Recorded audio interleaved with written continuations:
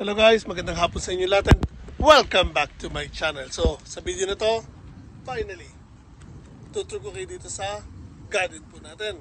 So, 2 months may kita po ang garden ko na to. Yung garden ko sa kabila na hiniram natin is 3 weeks na po. So, sobrang busy ko now. After work, diretso ako dun sa garden ko sa isa. Then, after doon lang po ako nakakapunta dito sa garden ko dito. So usually nakakarating ako dito sa bahay mga past 6 na po ng hapon. So magdidilig na lang ako, then madilim na. Halos wala na ako yung nagagawa. Kaya kung makikita nyo po ang mga halaman ko, ayan po, malalago na. May mga konting damo na hindi ko na nalinis. And medyo malakas po ang hangin dahil may bagyo po sa Pinas. Then dumaan sa Pinas, on the way naman po dito ngayon sa Japan. So, today, since umulan po, umaga pa lang, hindi ko na kailangan pumunta doon sa garden ko sa kabila.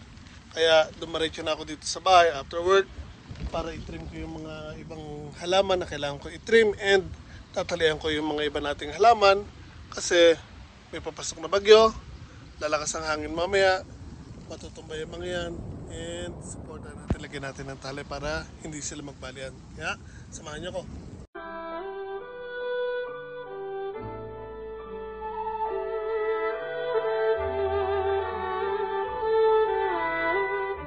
Okay guys, so tulad ng sinabi ko, ayusin ko yung mga halaman ko. Pero bago natin ayusin yung mga halaman dyan, pakita ko muna sa inyo kung ano mga nandito.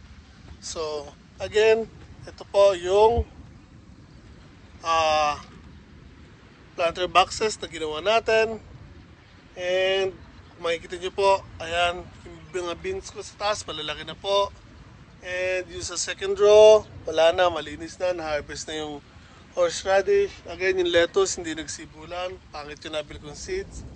Yung strawberry ko sa baba, okay na. Nalabas na rin po sila na suckers. Unfortunately, merong namatay na 3 doon. Pero yung sa ilalim, okay naman po. And actually, ilang beses na po kami naka-harvest dyan sa mga beans. Kung makikita nyo po. Wait, ayaw magpakita yung bunga na iya. So yan po, hitik po actually sa bunga yung mga beans natin. Yan. So halos lahat po sila ay hitik sa bunga. And halos araw-araw nakakapitas na po kami. Kahapon actually ginisa lang sa butter and garlic. Sinamahan ko ng mushrooms. So, bukod dun sa taas, remember yung mga beans ko dito na tinabi ko dito sa sweet corn. Diba sinabi ko, bago lumaki yung sweet corn dito, ay napapakinabangan na yung mga beans dito. And, ayan po. Dami na rin po nilang bunga, oh. Lalaki na, oh. Kita ko sa inyo. Yo? So, by the time na maglaki yan, patapos na po itong mga beans ko dito sa baba. Yung mga mani dito, natanim ko, may ilang piraso pa rin hindi nagsibulan. Yung carrots ko, nagsibulan pero pangit po, ilang piraso lang. Kaya pinaltan ko ng kamatis. Itong kamatis na to, again, ito po yung ginagawang tomato sauce. Dalawa lang po. Pagpaparami lang ako, kaya dalawa lang binili ko. So, magtatabi ako ng seeds nito para next year hindi na ako bibili. Yung daikon, ilang beses na po tayo nakakuha niya, naka-harvest. Ginagayat ko, ginagawa ko ensalada. Yan po. Again, maliliit ng daikon lang po yung binili ko. Yung para sa atin, yung medyo maanghang. Yung mga pechay, tsaka yung mga orenso, harvest na rin po. Wala na po sila. Yung malunggay natin, ayan kung makikita nyo po, may dahon na, may ilang bulaklak na rin po dyan. Ayan po, may bulaklak na. Yung sweet corn ko doon, malalaki na rin po. Mas naiwan nila yung nandun sa kabila kasi Ewan ko na mas natatamaan sila ng araw yata doon. Kaya mas malaki yung mga sweet corn ko doon kumpara doon sa kabila. Tapos yung talong ko, talong na tanim ko, hindi yung talong ko. Ayan po, malalaki na rin po. And ang dami na rin po nagsibulan sa labas. Kaya may mga sa baba pala, mga suckers. Kailangan ko linisin din yan kasi nga dyan napabayaan ko na sila. Kaya may bunga na po. Ito again yung mga kamatis na binunod ko dito. Tinanim ko. I think ito yung mga kamatis natin sa Pilipinas. Tulad na sabi ko, meron akong tinanim last year doon na nagbagsakan lang yung mga bunga. And ang dami nagsibulan doon, so I think ito yon. And dami na rin po suckers, so kailangan ko rin linisin yan para mas paglaki sila na maayos at magbunga na maayos. Ito naman po yung apple tomato ko. Ayan po. Makikita nyo po, ang lalaki na po. And may bunga na po yan. Hindi lang masyadong halata kasi nga hindi ko natitrim. Wala nga po kasi akong oras na, sobrang busy. Pero kung lalapitan po natin sa baba, yan po, actually marami pong bunga yan. Yan po sa taas. So ito, kailangan ko italian yan dito kasi nga babagyo ngayon. And trim na rin po natin yung ibang dahon. Tapos yung mga sitaw ko dito, ayan, naghabaan na rin po actually. Kailangan ko na rin lagyan ng balag pero dahil nga sobrang busy, hindi ko masikaso. Yung mga patatas ko, ayan po. And mga isang buwan pa, i-harvest ko na po sila. Ito po yung golden tomato ko, yung malalaki na kulay dilaw. Yung mga bunga na rin po yan. Hindi masyadong kita pero meron po bunga yan. Ayun po isa doon. Yung papaya ko, tandaan niyo ba yun? Tinanim ko. So ito po yung papaya. Unti-unti na pong ayan o, mahaba yung mga tangkay niya at naglalaki na po yung mga dahon. Kung matatandaan nyo, andito lang siya sa dulo dati na nakatumpok lang, maliliit lang. Pero now, yun po, naglalaki na po siya. And inalis ko na rin po yung ilang bunga dito. Pinagsak ko na doon kasi kung hindi ko alisin yon, patuloy siyang magpapadala ng nutrients para mahinog yung bunga and hindi makakalaki itong mga dahon. Ayun naman po yung pineapple guava ko na nilagay ko sa planter box. And again, yung kamatis, ayan, laki po. Dami rin po siyang bunga sa ilalim dito.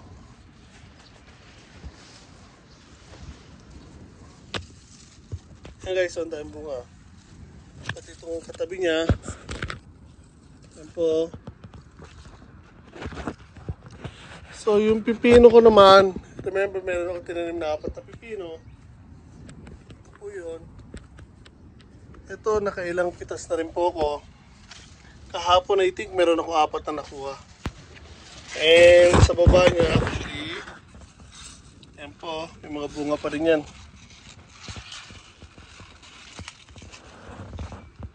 So marami pa rin po maliliit dyan. And there. So yan po actually ang garden ko dito. Naka-harvest na rin tayo ng broccoli, cauliflower. Ano pa ba? So again yung beans, naka-harvest na tayo ng beans. Meron pa pala ako dito ng isang sile. Kamatis. Ito, abangan nyo ito, nakakatuwa to. Hindi ko muna sasabihin sa inyo kung ano itsura ng bunga nito, pero tayo nyo na lang pag nagbunga na siya. Tutuwa kayo. Isang piraso lang po to, isang puno lang. Natuwa lang ako nung nakita ko sa picture ko na ibubunga niya, kaya binili ko. So again, yung avocado natin, ayan po. Sunflower, asparagus ko, yun. Hindi ko naman actually masyadong naha-harvest ang asparagus ko, hinahayaan ko lang lumaki ng lumaki. Yung may mga bell pepper pala tayo dito, nakakalat. Ayan, may mga bunga na rin po. Nakakalat yung ibang halaman ko na hindi ko mailagay sa garden bed kasi nga limited tayo sa space. So ito nga pala, pakita ko sa inyo, abangan nyo to ha. Ganun akong gagawin bonsai. Yan o. Kilala niyo ba yan? Kung hindi niyo po nakilala yan, sampalok po yan. So, matamis na sampalok po yan, hindi po maasim. Nakuha ko po yung buto niya nung umuwi ako ng Pinas. And nag-uwi ako dito. So yun, may mga sibol ako ng sampalok. Kaya kung lalaki po sila, gagawin po natin bonsai. Ito po yung isang bayabas natin na nilipat natin sa 45 gallons. Sabi na rin pong bulaklak yan. Ito po, ayan, pinapaugatan natin. And remember yung Indian jujube ko? Ayan ang lago na. Meron din ako pinapaugatan na isa dyan sa baba. And ang dami niya pong bulaklak. So hitik po sa bulaklak yan. Meron din tayong mga kalabasa. As always pala, sorry. As always na nilalagay ko dito sa compost ko. Dito ko sila nilalagay kasi mas mataba yung lupa dito sa may compost. Makita niyo po yun, no? Meron po akong I think 3 or 4 na seeds na tinanim dyan. And meron din akong 2 kalabasa na binili na buhay na. Seedlings na. Yan po. May mga bunga na rin po siya, mga maliliit. And yung nectarine ko po now, andun po, hitik po sa bunga. Baliktarin ko lang camera. So tulad ng sinabi ko guys, ayun po yung nectarine ko. And kung ipo-focus natin, ayun o. Daming bunga o. Katago, hindi lang halata kasi natatakpan ng dahon. So yun guys, meron pa rin tayong lemongrass dyan. At marami pa rin tayong mga nakakalat dito na kung ano, mga bonsai, yakon, may isa pang kamatis.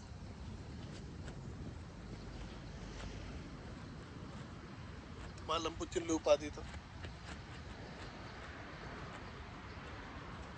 So, again, ito yung kastanyes ko, namumulaklak na ulit. So, there, I think, iayos ko muna yung mga halaman ko kasi nga, ayun na, lumalakas na yung hangin, baka abutin pa tayo ng lakas ng hangin at mabali pa yung mga kamatis ko. So, ayusin ko lang to. Samahan niyo ko. Okay guys, so talian ko muna tong isang kamatis ko na nandito sa may harapan. And as it goes, susunod ko yung isa, then yung third one. Tapos ititrim natin yung mga dahon kasi sobrang kapal na po ng dahon. Hindi na makita yung bunga.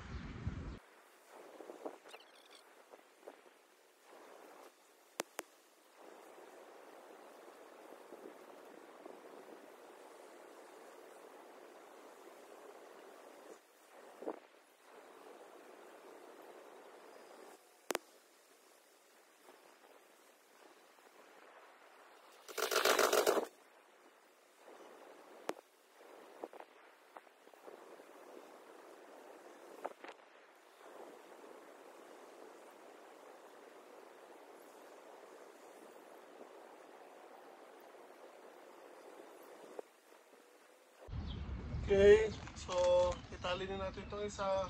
I-trim muna natin to para makita nyo yung kasunod. Kasi sobrang lago ng dahon niya. So bawasan natin yung mga hindi kailangan.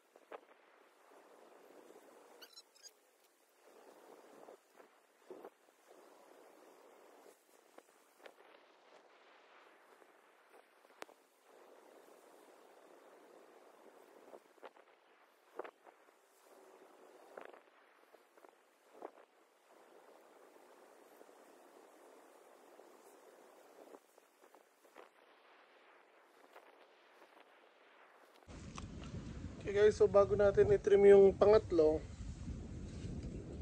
ay papakita ko sa inyo yung ginawa ko.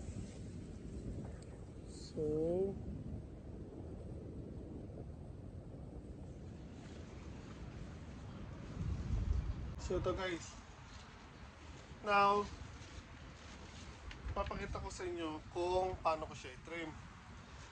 So mula baba, wait, baliktarin ko na ang camera. So guys, yan po, na-trim ko na yung dalawa. Sasama ko yung habang tinitrim ko siya para makita nyo yung ginagawa ko at magkaroon kayo ng idea kung paano gagawin nyo sa kamatis nyo. So yan, natalian na rin po natin sila, yung tatlong yan. So mula puno, makita nyo, tinirim ko po yung mga dahon. Ayun po yung unang bunga.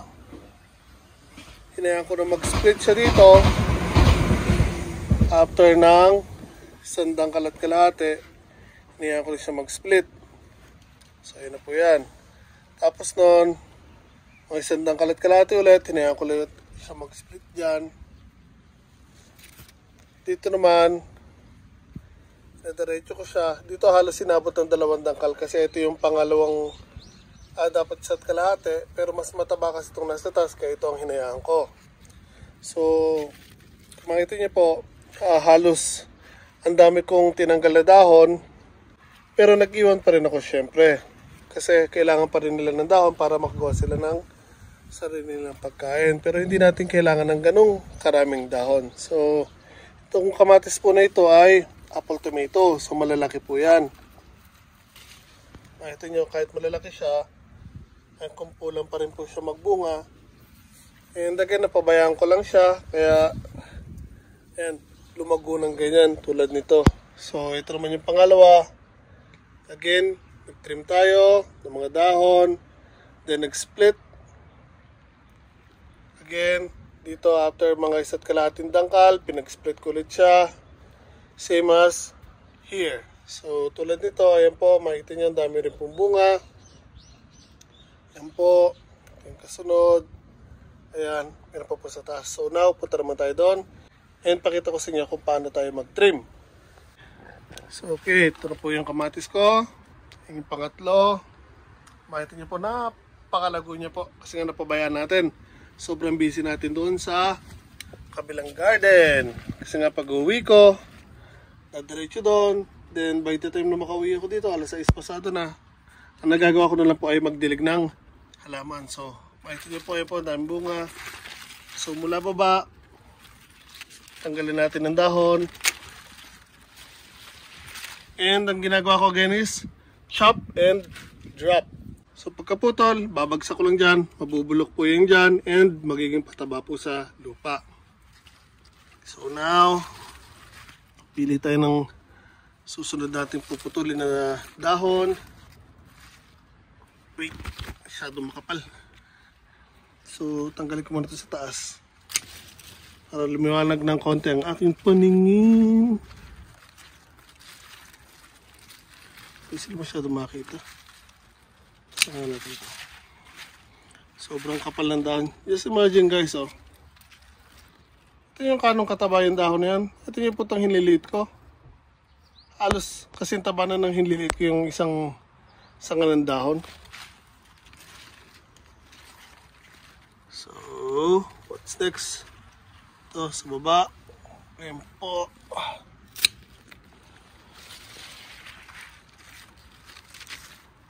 So, hindi natin siya again puput-putin masyado kasi kailangan din natin natatabingan yan. Or else, ay pag nakita ng mga uwak yan, patay tayo. Kaya mag-iwan pa rin tayo ng mga ilang dahon para may tabing pa rin sila kahit paano.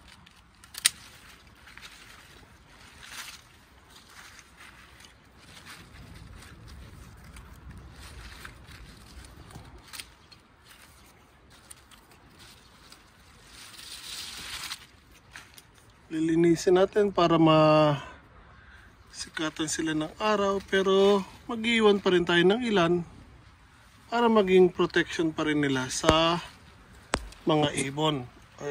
Or else kakainin po ng mga ibon yan. Pag nakita lang, once na mag-start na silang mamula, nakaw, lagot na. Pero habang tumatas naman yan, habang lumalaki yan, maglalabas na ulit siya ng panibagong dahon. So okay lang naman. So again guys, ayan po yung bunga. Ayan, tingnan oh. So mga mura pa yan guys, maliliit pa po yan, lalaki pa po yan. Naman, susunod. Then meron din tayo dito. So alisin natin itong isang to para hindi sagabal sa bulaklak. So here, nung nag-split siya, ayan guys, ba nag-split? Ito meron dito. Pero tatanggalin ko yan kasi merong mas mataba dito. So pipiliin ko yung mas maganda. So tinanggal ko yung sucker dito, iniwanan ko itong mas malaki dito sa ibabaw niya. So here, mas tayo ng dahon. So for now, okay na muna yan.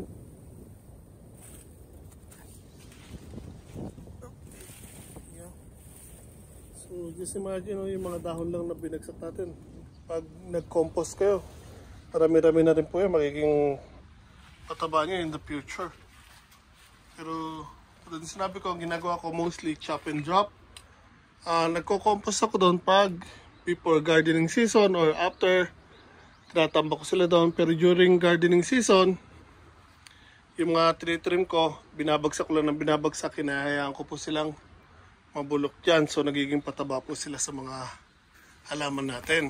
So again, ayun na po. Ito nga, malinis na, hindi katulad kanina. So kita na natin yung mga bunga niya. Lapit nga tayo. Again, ayan po. Andayin yung mga bagong bulaklak. So, lipat naman tayo sa pangalawa. Ayan po yung kamatis. Ang bunga niya. Ganda niya, parang bonsai lang. Di ba? So, ito yung pangatlo. Siguro mga 1 week or so, makakapag-harvest na po tayo dito. So, now, naayos natin yan. Susunod ko naman tong kabilang kamatis na to, tsaka yung talong. Pero since hindi pa masyadong mataas yung kamatis dito, unahin ko yung talong kasi yung oras natin, medyo nagmamadali ako. So lilinisin ko yung talong, tapos maglalagay ako ng tolos para hindi sila matumba.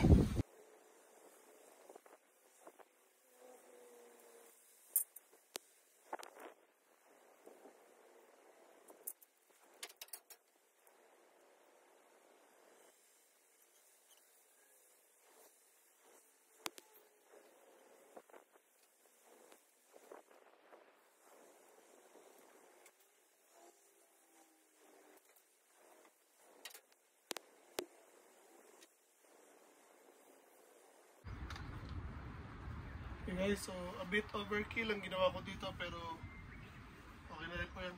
At least hindi sila matutumba ng hangin.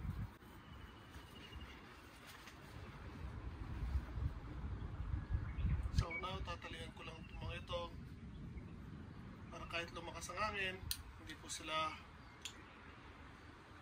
matutumba.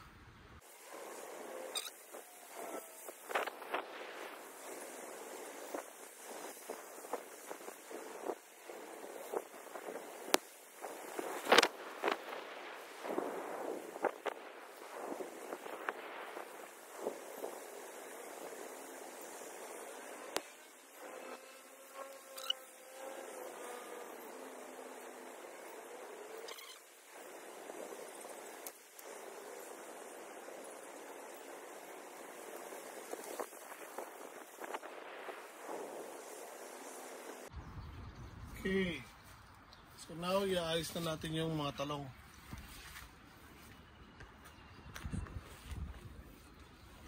Okay guys, so tulad ng sinabi ko, ayan po yung mga talong. And kung makikita nyo dito, lalapitan natin. Yan po yung sinasabi ko na marami na pong naglabasang na suckers sa gilid. So babawasan lang po natin yan para mas maayos silang tingnan. So yan, hindi po natin kailangan yan. So alisin po natin yan. So by doing this, mas sisigla yung mga halaman nyo and mas lalaki yung bunga niya. So pamimili tayo ng ahaya natin magdiretso. So from here, nag-split siya pero nagkaroon ulit ng sibol dito. Hindi natin kailangan yan. Tanggalin muna natin yan. Tapos dito, nag-split ulit siya. Pero meron agad dito. Pansamantala, alisin natin muna itong maliit. Itong isang to. Alisin natin yan. Bukasan natin ang dahon. Trim, trim, trim.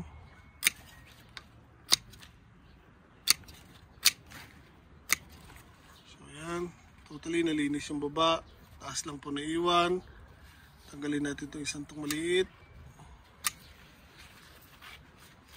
Tanggalin din natin ito isang to. And pati yung sumisibol na bago. Para mag-focus siya sa pagpapalaki ng bunga. So, okay na po yan. Then, tatalian natin to. Susunod ko naman yung iba.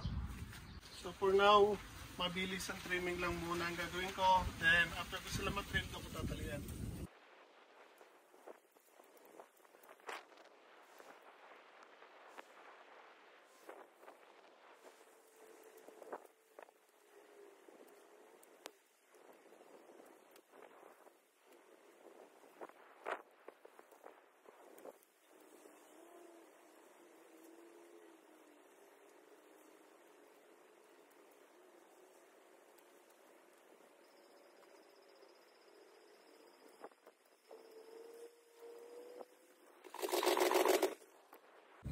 Tatalian na po muna natin sila pag lumakas ang hangin.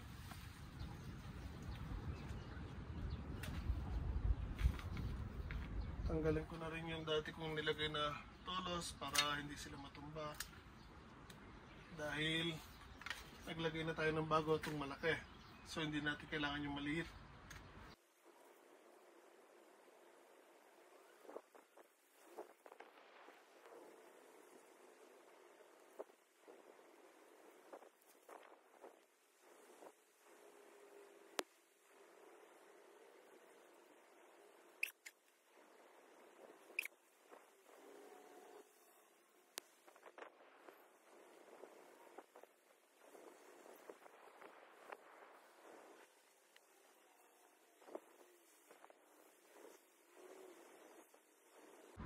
Okay, that's it.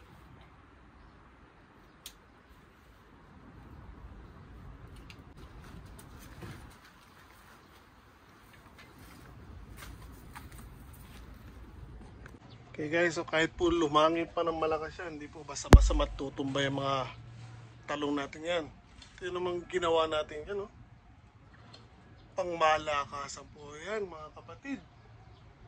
So, there, naayos ko na itong talong. So, I think, tapusin ko na ito muna dito. May dilim na, yung lamok, ang dami na rin. So, pasok na muna ako and magluluto pa rin ako ng dinner. So, again, ito po ang garden natin, 2024. And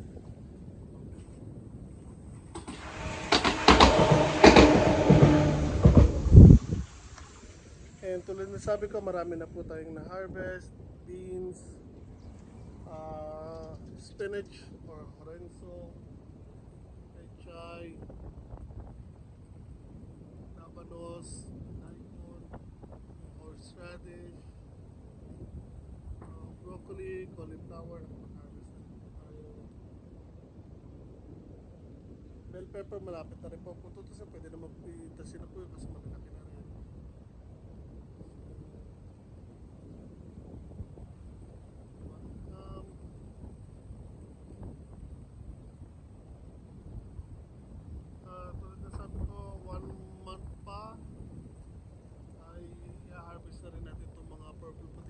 open. And so, there. Pasok na muna ako sa loob kasi nga, again, dami ng lamok. Kati na po. Hindi na pa ako pinapapok ng lamok. So, ayan po, sana po nagustuhan niyo po simple binagi ko sa inyo.